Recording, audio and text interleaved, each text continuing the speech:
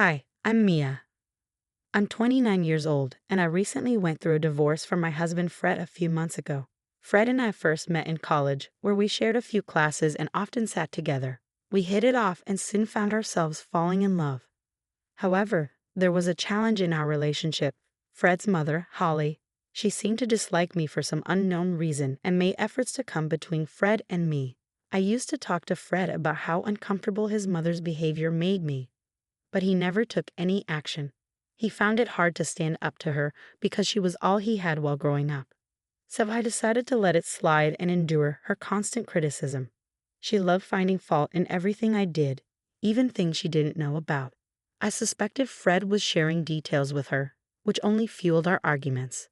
After a lot of fighting, Fred agreed to stop sharing personal information about me with his mother. We dated for around 3 years before tying the knot. Despite Holly's attempts to sway Fred, our bond remained strong. We distanced ourselves from her for a while. During that period, both of us scored promotions at work.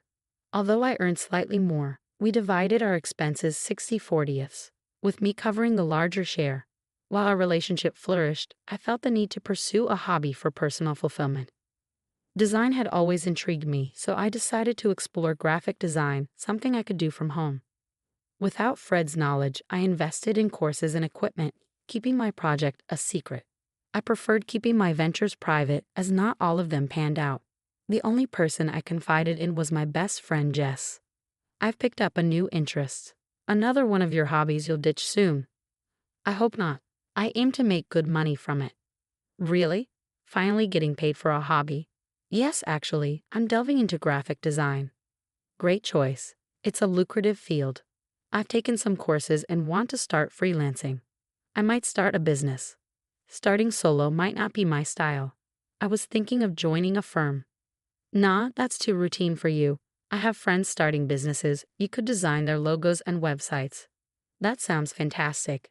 The people Jess introduced me to were wealthy risk takers willing to invest in a beginner like me. Despite my lack of experience, they appreciated my work and connected me with more clients. Gradually, my side hustle became a significant source of income, easing our financial strain. I started saving to surprise Fred with something special, but whenever I wanted to discuss it, he seemed distant. His behavior raised concerns, but he avoided discussing it. The first sign of trouble was when he confessed to spending all his earnings on investments soon after payday. We argued, but we managed to navigate through that month. I worked extra hours to make ends meet, hoping things would improve. But the following month, Fred repeated the same mistake, leaving me furious. How could he squander his money so recklessly? I lashed out in frustration, later regretting my harsh words.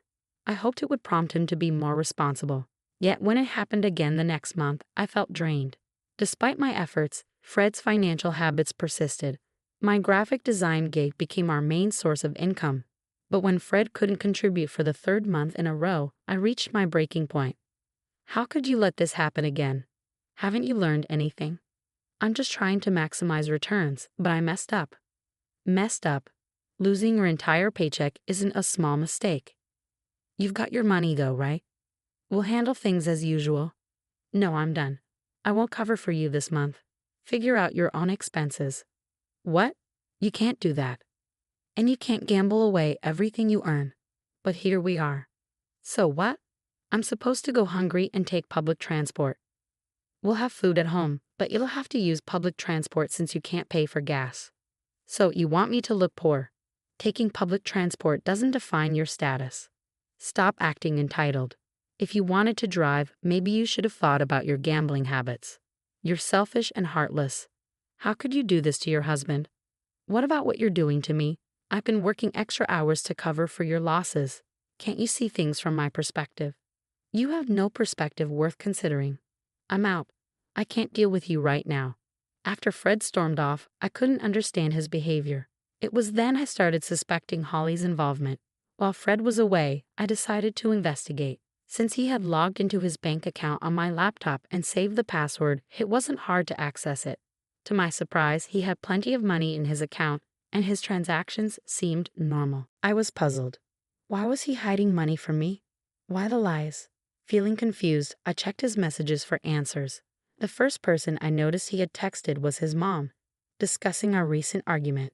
He told her I'd lashed out because he wouldn't give me money, and Holly responded with an "I told you so." It confirmed my suspicions that she was influencing him. She'd always harbored animosity toward me, but I didn't realize the extent of it until now. As I scrolled through their messages, I discovered more.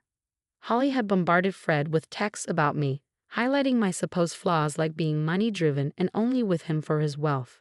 Ironically, I was the main breadwinner in our household. It was clear she was getting to Fred. He started texting her about trivial things that annoyed him about me, and she only fueled his complaints. It explained why Fred was growing distant. Eventually, they plotted to cut me off financially. Initially, Fred resisted, but Holly's encouragement wore him down. 2 months ago, he went through with it. He informed Holly about my extra work hours one month and our subsequent argument the next, which only worsened things. I was devastated by what I discovered. Unsure of what to do, I sought solace at my best friend Jess's house. She's always been my go-to person in tough times, no matter the hour. Showing up unannounced at 11:30 p.m. understandably alarmed her. After letting me in and settling me with a glass of wine, she asked what had happened. "So spill the beans. What's got you so worked up?" "I've just uncovered some unsettling things, and I'm at a loss for what to do." "Oh, is this about Holly and Fred?" "Yeah. You remember how Fred's been throwing away his money on those sketchy investments for the past couple of months?" "Yeah, it was bizarre." "Did he do it again?" "Yes and no."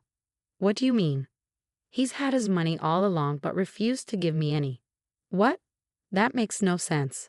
You've been shouldering most of the household expenses, right?" "Exactly. That's what's so baffling about his behavior." "Is Holly pulling the strings in this?" "Of course. She's been texting him about my flaws for a while and even persuaded him to stop supporting me. And she's clueless about your income too." "But what about Fred? Shouldn't he realize how much you contribute?" "Apparently not. I'm not sure how to handle this. It's pretty obvious though, right? Cut off this support, then divorce him when he's down.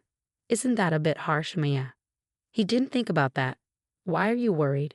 "You know what? You're exhausted. Sleep on it, and we'll talk more tomorrow." Jess was spot on. I was utterly drained, both mentally and physically. The events of the day had taken their toll, and all I craved was sleep. Luckily, it was the weekend the next day. Jess and I put on one of our favorite movies, and soon we drifted off. The following morning, we decided to escape from our troubles and indulge in a day of relaxation.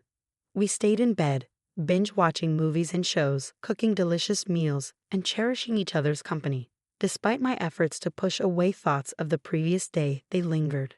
I knew I needed this time to process everything. However, that evening my phone rang. Seeing Holly's name on the caller ID made my heart race. Unsure whether to answer, Jess encouraged me to take the call. With trembling hands, I answered. "Hello, Holly. You're despicable." "Whoa, hold on. What's this about?"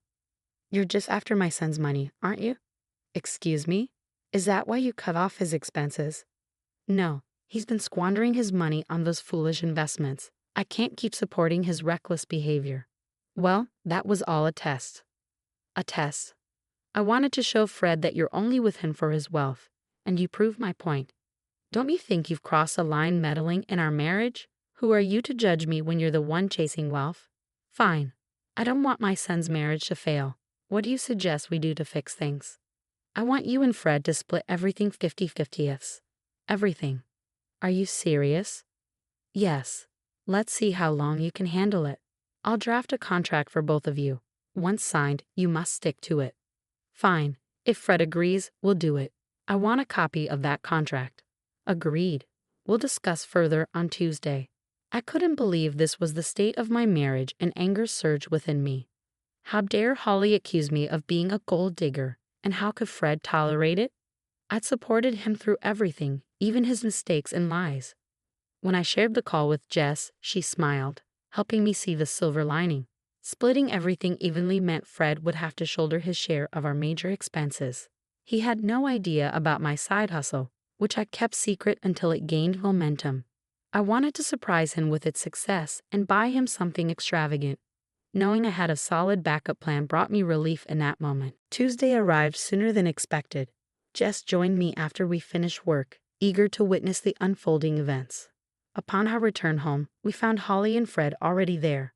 Fred was preoccupied with his phone, while Holly sat with the lawyer, tweaking what seemed to be the contract on his laptop.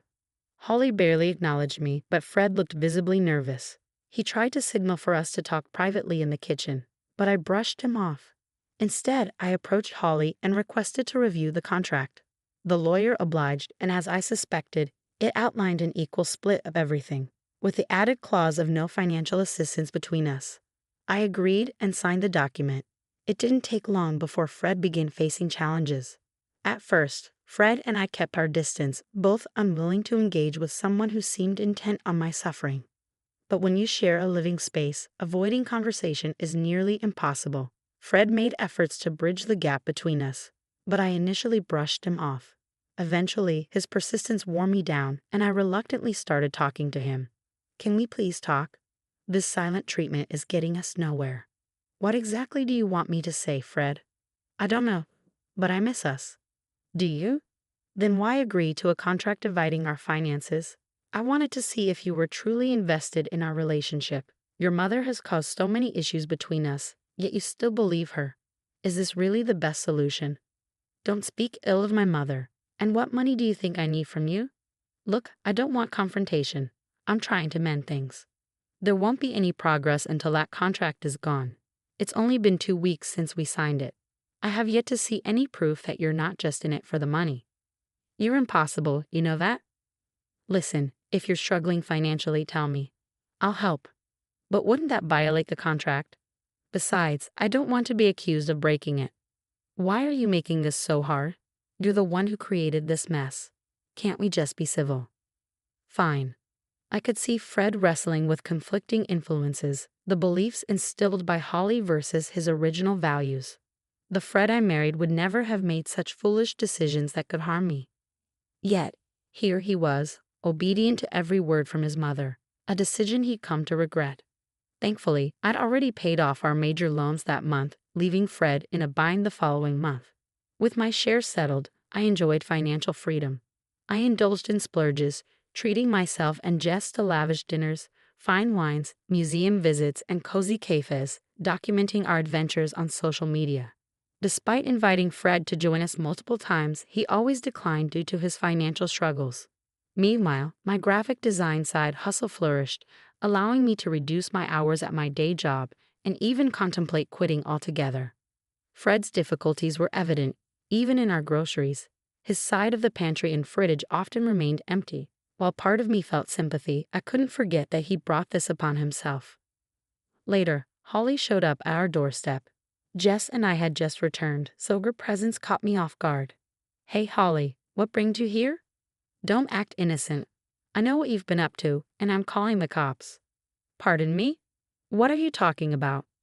"You've been robbing Fred, haven't you?" "Why on earth would I do that?"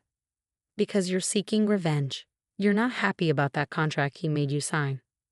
My poor son has been struggling all month while you're out living it up on his dime. Firstly, your son doesn't have any money for me to steal. Yes, I despise the contract, but let's not forget who's truly responsible for it.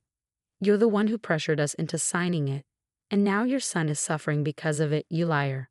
I'll be dialing the police right now." "Go ahead. I haven't taken a penny from your son." "How do you have so much money then?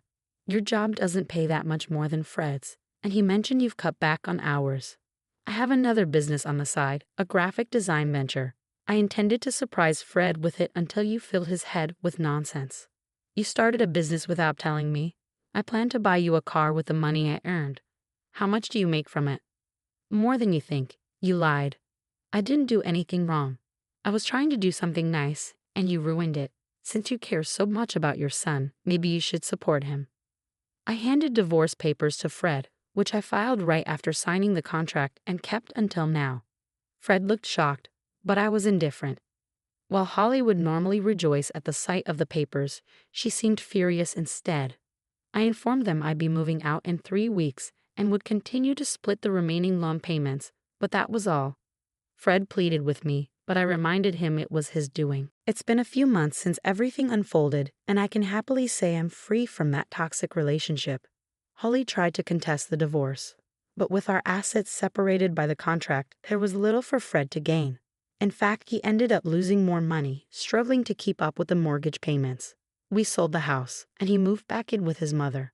Meanwhile, my life has taken a positive turn. My business is thriving, and I've had the opportunity to collaborate with major brands. It's been a blissful and fulfilling time for me. I'm grateful I had something to rely on, or I might have ended up in Fred's situation. I hope he learns from this experience, but ultimately,